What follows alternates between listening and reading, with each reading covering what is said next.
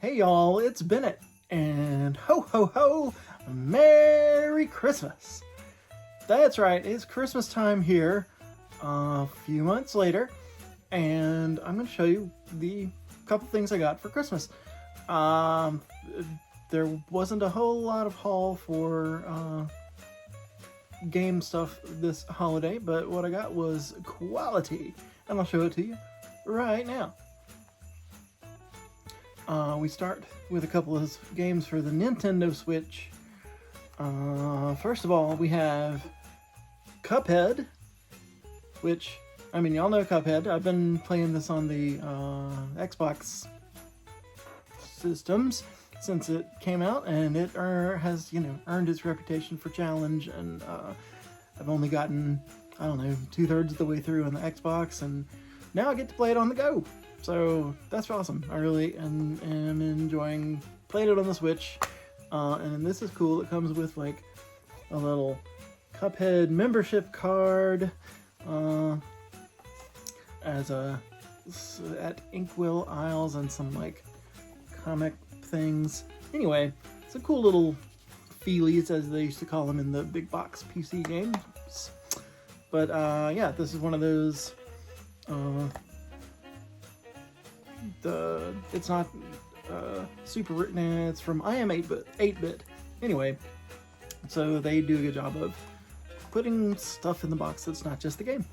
And speaking of, we move on to the other thing I got for Christmas, which is Teenage Mutant Ninja Turtles Shredder's Revenge. Again, I've played this dozens of times on the Xbox One. This was probably my game of 2022. I just played the heck out of it, and it was such a cool throwback to the 16-bit days, and had everything you could want in a nostalgia-filled but still modern-feeling beat 'em up. So highly, highly recommended. And again, play it on the go. And I sat there. The moment I got this, popped it in Christmas morning and ran through it again. So it's very exciting. And it comes with little feelies in there too, because it is a limited run game, which I'm not super fond of the whole limited run game deal of artificial scarcity and all that stuff. But this is a, common, easy to find, at least right now, limited run game, so that works for me. But much like the Cuphead, this came with some stuff on the inside, including where is it? A throwback to the NES days with a coupon for a free Pizza Hut pizza. How cool is that? Yeah. Very good. Shredder's Revenge. If you haven't played Shredder's Revenge, what are you waiting for? Get it going and play it again and again and again. And finally, for Christmas goodies, I got, speaking of throwbacks, a Neo Geo Mini. This is so cool. It has 40 Neo Geo masterpieces. Right there, they're built into the little cab there, and I haven't, me, I haven't actually unsealed it yet,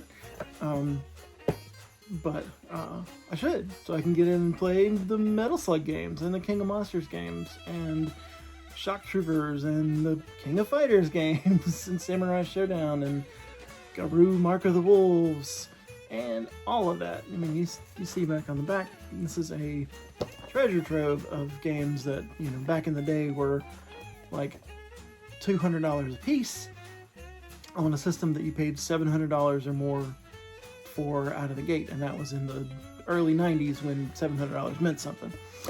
So anyway, to have them, who'd have thunk we could have had them all on a little convenient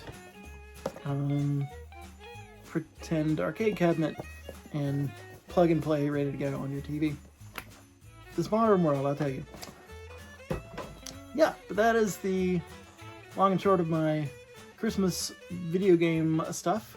So it was a good Christmas. I really enjoyed what I got. And but now it's time to move on, and using the magic of Hollywood special effects, I will transform into the current day of mid-March. And here we are in the middle of March and ready to talk about what I've picked up since basically the new year, since Christmas, and pretty much what I got here in 2023 so far. It's been a little slow going on the pickups, but I happened to actually have a good day of thrifting just yesterday, so figured it was time to show it all off. So let's start at the beginning. We have, this was $10 at a Goodwill, and it is a pistol. What are you doing with a pistol, you might say? Well, this isn't your average ordinary run-of-the-mill pistol here. This is a GunCon slash GunCon 2 for the PlayStation 1 or 2, I guess PlayStation 2, for games like Time Crisis and that sort of thing. It even has the little pass-through dongle for to put your video signal through there. And you plug it into your CRT TV and shoot them up. So this is cool. I don't think I had one of these already for, because like I have a boxed Time Crisis 4 maybe for the PS2, but it does everything but the GunCon. So assuming this is compatible and it works, I'll be in good shape. And it was like $10 at the Goodwill, so pretty cool. I don't know what they really go for these days, but I was happy to shell out, even if that wasn't a spectacular price. It was maybe a good price, but anyway, I was glad to get it. And then for $6 at that same Goodwill, we had this, and I don't know why it's in this bag here. Oh, I guess I do, because it has two things. Yeah. So again, $6 gets me this Xbox, original Xbox RF adapter, and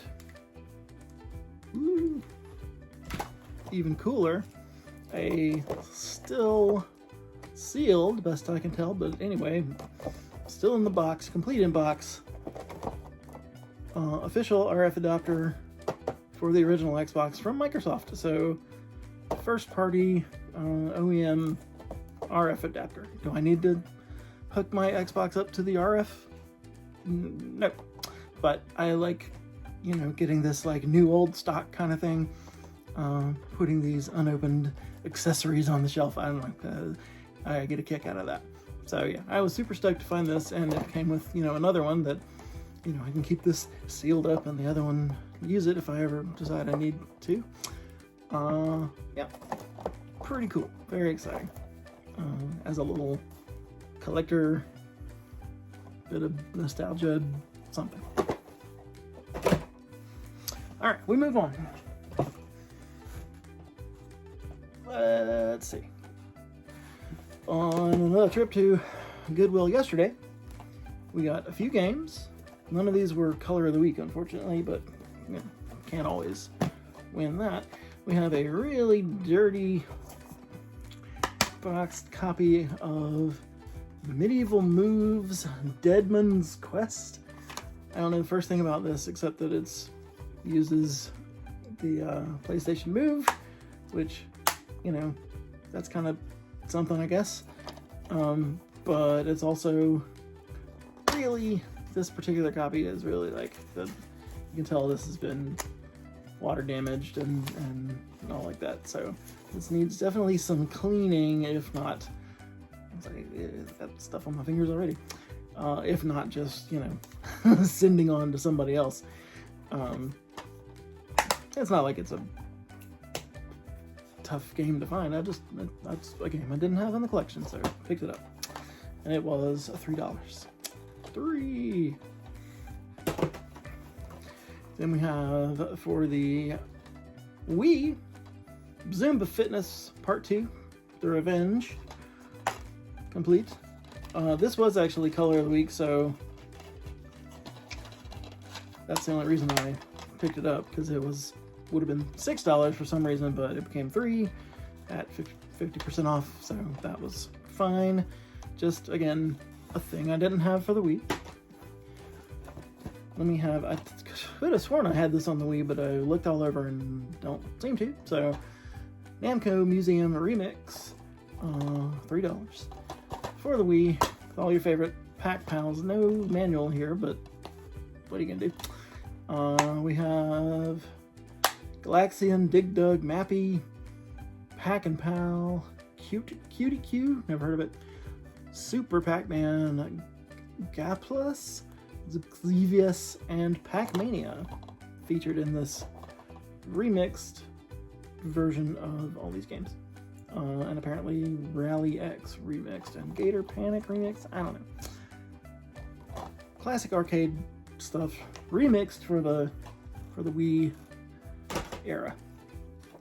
And finally for the what is this? Xbox 360, Bejeweled 3. In case you are running out of things to drop together to make them disappear in a match 3 kind of way, you got third version of Bejeweled right here for the 360, and it was also $3, and it is sealed, factory sealed.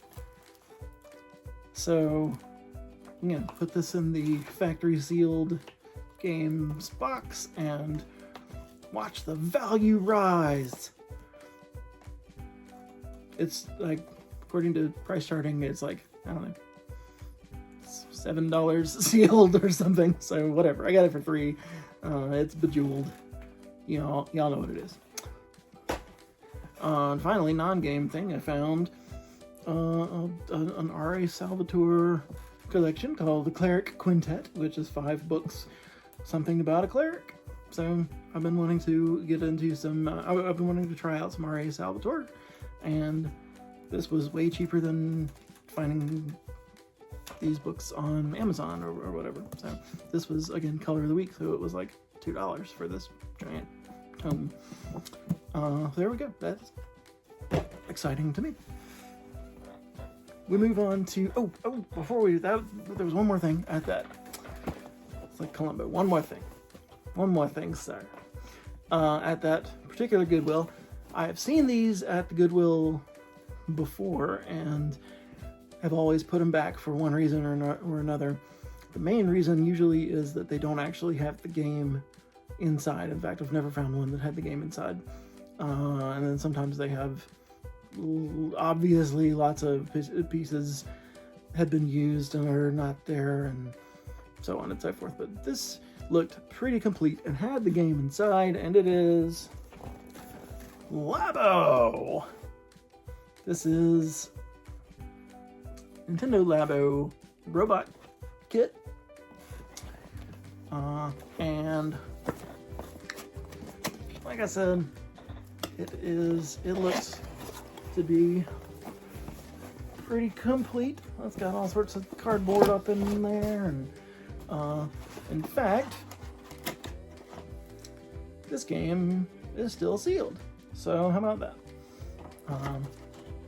Not only is this game in there, but it's never been opened. So definitely worth picking up to add to the Switch collection for the $10 that they had it for at Goodwill, and it's in better shape than most of the ones I've seen there too, so a lucky find there.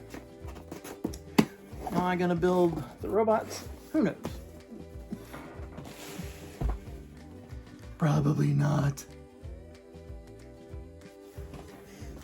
Alright, moving on to Valley Rescue Mission. We'll get this noisy one. It is a big sack of Lego pieces. According to this label here, there are over 250 pieces inside, and they had it priced at $25, which is, you know, the kind of the going rate for Lego. So, you know, not a spectacular deal or anything, but certainly worth picking up because it has lots of cool stuff in it, including some minifigs. Like, where'd he go? Like, there's a Hulk right there. Hulk big fig there, and some other random minifigs, and this Flump from the Mario sets. So there's definitely some Mario stuff in there. Look, it even has I bet this has at least one complete Mario set in there. That says Mario right there. So that's going to be fun to go through and see what fun stuff is in there. And, you know, just selling a couple of minifigures will pay me back for the $25 output. So that's a good way to build your Lego collection, is to get bulk stuff from yard sales and thrift stores and sell a few pieces and keep the rest.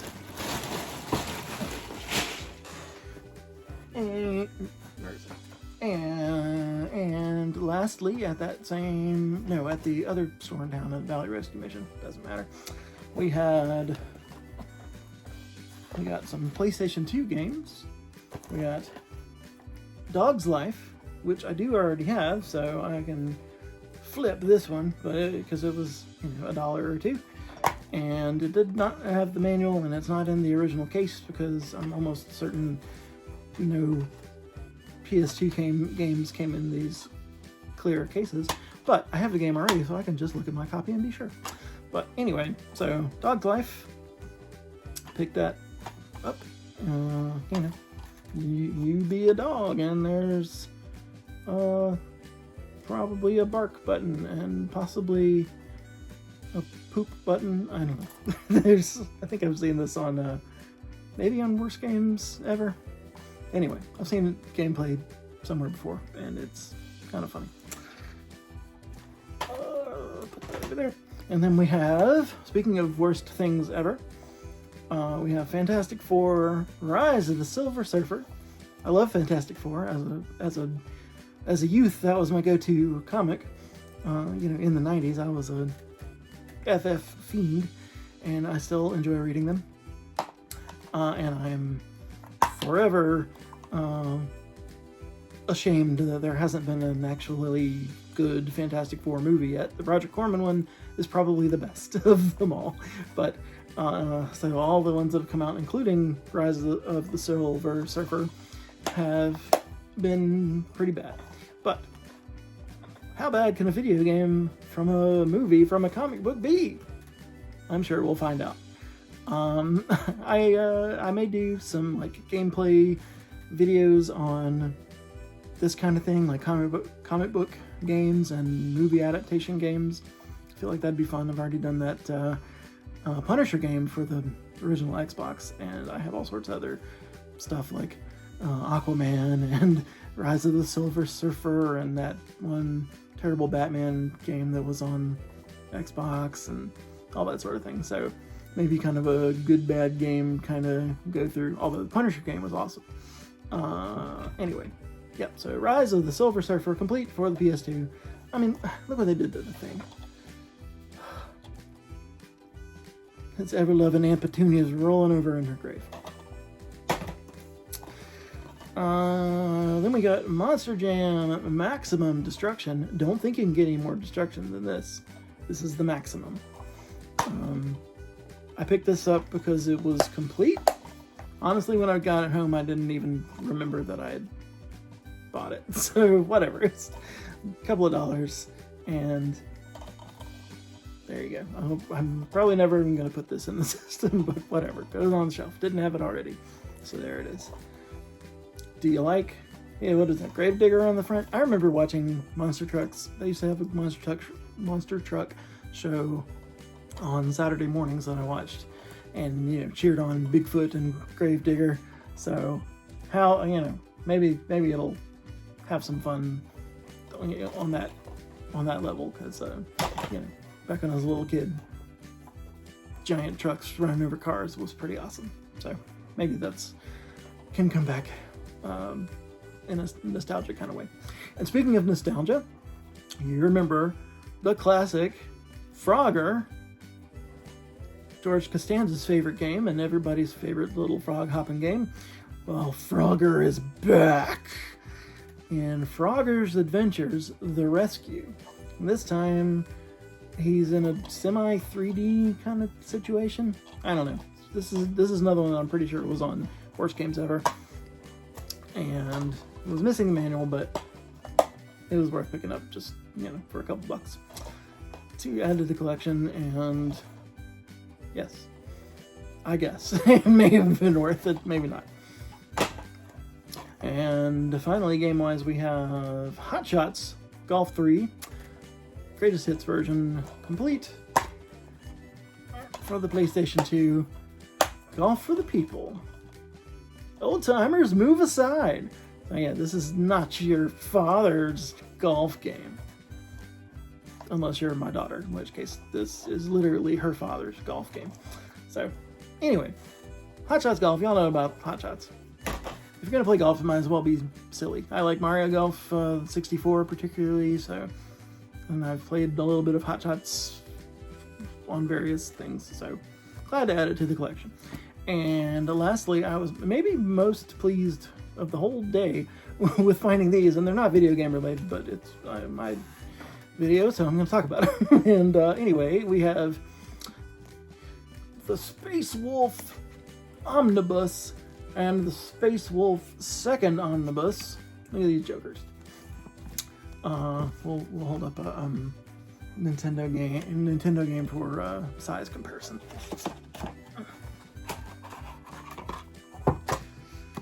The big giant games here. Big giant books. The reason they're so giant is that they are, in fact, 3 books each. And they're from the Warhammer 40k universe, and I've been learning more about Warhammer and 40k, that is, and intrigued by it and wanted to find some of the books to read. Of course, it's hard to know where to start because there are hundreds of them. But I had seen a video about the Space Wolf. I guess they're, you know, a unit of the Space Marines or some such. So time to sink my teeth into the grimdark with some massive sci-fi role-playing goodness. So yeah, these have 3 books apiece in them. Space Wolf, Ragnar's Claw, and Grey Hunter, followed by Wolfblade, Sons of Fenris, and Wolf's Honor. So for all you 40k people, there you go. And that's going to do it for roughly now. It is the middle of March, and that means my birthday's coming up. So in all likelihood, I will find a way to get some games, add to the collection, on or about my birthday, and of course when I do, you'll be the first to know as I bring you more insight into my collecting and my obsessions with video games and all that good stuff. So thanks for watching. I hope to see you next time. Bye.